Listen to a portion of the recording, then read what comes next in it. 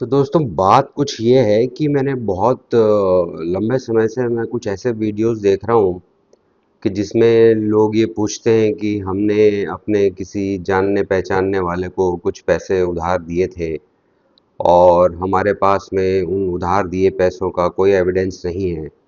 तो अब वो पैसा आप कैसे पाएं वापस, जबकि सामने वाला आपको वो पैसा देने के लिए इनकार कर रहा है। तो इस तरीके के सवालों पे बहुत सारे सलाह मशवरे के वीडियोस मैंने देखे और मुझे लगा कि शायद मैं आपके साथ में इस मुद्दे पे कुछ और बात करूं। तो दोस्तों बात ये है कि अदालतें कानून और एविडेंस पे चलती हैं।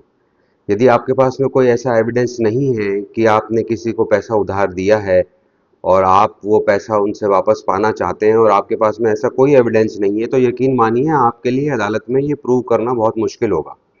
खाली इन बातों से काम नहीं चलेगा कि आपने व्हाट्सएप पे चैट कर लिया और सामने वाले ने एक्सेप्ट कर लिया और आप उसी एक्सेप्टेंस के बिहाफ पर वहाँ पे कोर्ट के अंदर अपना मुकदमा लेके आ गए कि साहब देखिए इसने व्हाट्सएप पे एक्सेप्ट किया था कि ये मुझे पैसा देना बनता है, तो इससे मुझे पैसे दिलवाएं, अब ये पैसा देने से इनकार कर रहा है। तो ये इतना आसान नहीं है। जब सामने वाला वकील आएगा, सामने से बहस होगी, दलीलें होंगी, एविडेंस होंगी, तो आपके लिए प्रूव करना मुश्किल हो जाएगा कि आपने कोई पैसा उसको उधार दिया था।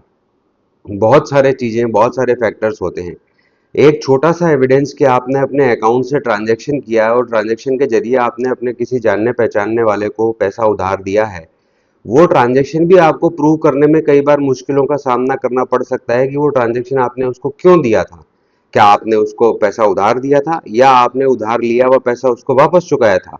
तो इस तरीके के बहुत से सवाल आपको अदालत के अंदर सामना करना पड़ सकता है। तो बेहतरी यही है कि आप जब भी कोई पैसा किसी को उधार दें या आप किसी के साथ में इस तरीके का लेन देन करें, तो उसकी प्रॉपर लिखा पढ़त करें। यदि आप लिखा पढ़त करने के अंदर सक्षम नहीं है तो किसी अपने करीबी परिचित किसी वकील से मिलिए और उसके माध्यम से प्रॉपर लिखा पढ़त कीजिए और लिखा पढ़त करने के बाद में ही किसी को पैसा उधार दीजिए।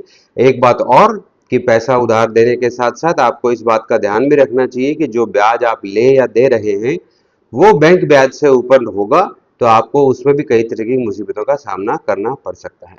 मिलते हैं अगले वीडियो में।